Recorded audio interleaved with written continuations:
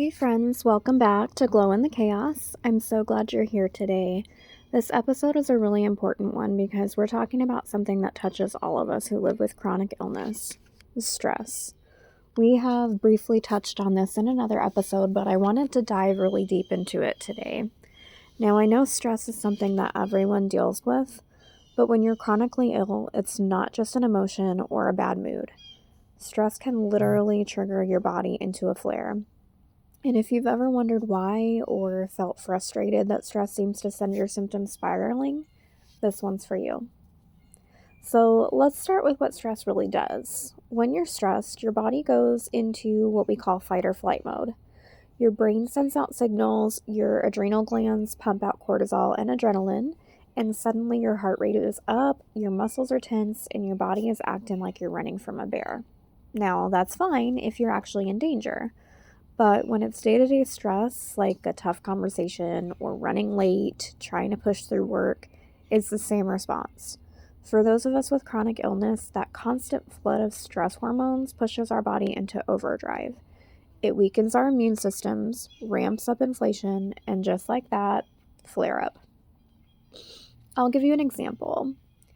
There are so many times when I will be scrolling through social media or watching the news or just hearing about something that upsets me. And when I get upset, I feel very strongly about something, like I have said before, so I can go sometimes on rants or just kind of get myself all worked up and all emotionally involved in things that I have absolutely no control over, which I am working on. But using that example, I can go the whole entire day, and after being upset at the end of the day and getting over it and relaxing, I just feel like I've run a marathon or have been hit by a bus, to be honest with you. After all of that, the stress hormone that has been released, the adrenaline that has been released, kind of like after the storm settles, I notice all the damage. So kind of like when there's a humongous storm and everything is just going, you don't actually notice all the damage that has been done until after everything stops. The storm is over.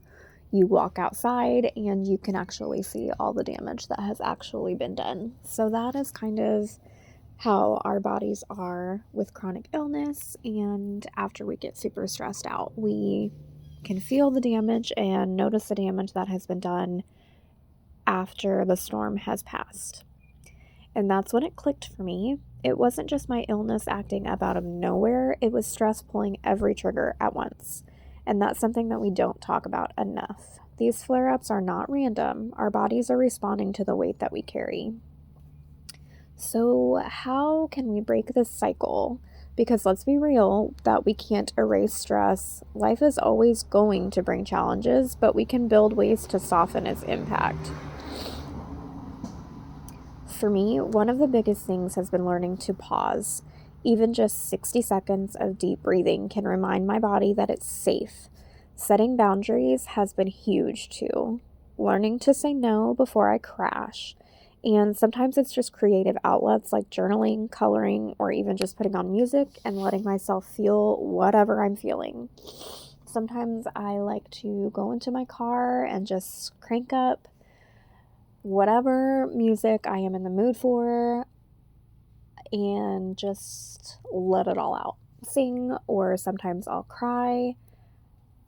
And yes, sometimes that will flare up the symptoms as well, but honestly, sometimes after I get all of those emotions out and worked through, I feel like 10 pounds has just been lifted off of me.